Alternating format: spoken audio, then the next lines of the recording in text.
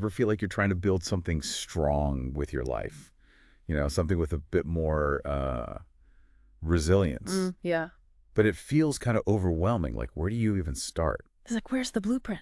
Right. Exactly. And that's what we're diving into today, because believe it or not, there's this surprisingly practical guide tucked away in the Bible. Really? Yeah, and take Peter Reedy. It's all about those steps you can actually take for, spiritual growth. Mm. We're looking specifically at verses 5 through 11. This is where Peter lays out this framework for a life that's, well, more grounded, more fulfilling. Okay. I'm intrigued. What does he say? Well, he uses this metaphor, right, like construction. He's talking about actively building up your faith, but not with bricks and mortar, with virtues. That's interesting. So instead of like physical materials, we're using these qualities. Yeah, and he even uses this word epicorrigio. It means to continually pour into, generously supply.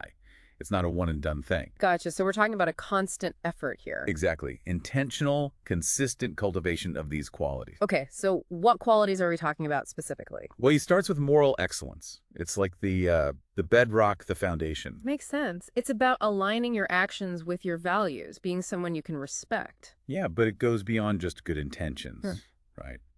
He then says we need knowledge. Yeah, because good intentions without know-how, I mean, that's how you end up with a bigger mess. You said it. It's like that saying, knowledge is power, knowing what you're doing, making informed decisions. Right, and learning from past mistakes so we don't keep repeating them. But it's interesting, he adds self-control to the mix next. Oh, yeah, that's huge. Because knowledge without self-control, it's like having a sports car with no brakes. You might have all the information, but if you can't manage your impulses... Ooh, tell me about it.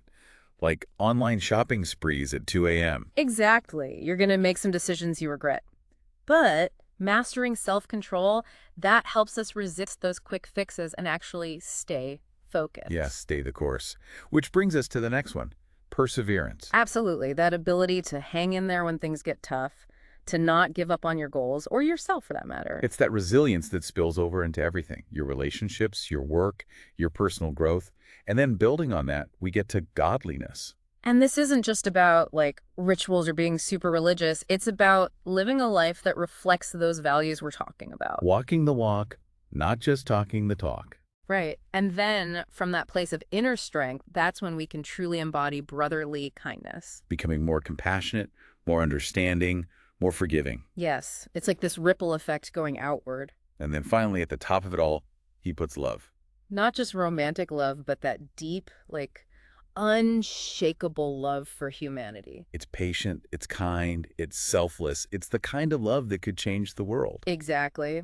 But then, and this is important, Peter warns us about neglecting these virtues. He says that if we do, we become blind or short-sighted. Oh, wow. I like that. Because it's true, isn't it? It's like trying to navigate, I don't know, a busy intersection, but your eyes are closed. You might think you know the way, but you're going to have some problems. Big problems.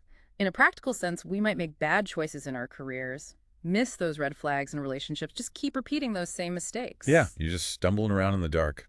But, and this is what I find so encouraging, verse 10 reminds us that actively cultivating these virtues, it helps us build a more stable, more fulfilling life. And that's the point, right? It's not about checking boxes to get into heaven. It's about becoming the best versions of ourselves. Exactly. It's a process. It is. So as we wrap up this deep dive, here's a question to think about. Which one of these virtues feels the most relevant to your life right now? Ooh, that is a good question. And what's one small step, just one, that you could take this week to try and strengthen that area? Love that. Something to ponder. I think so.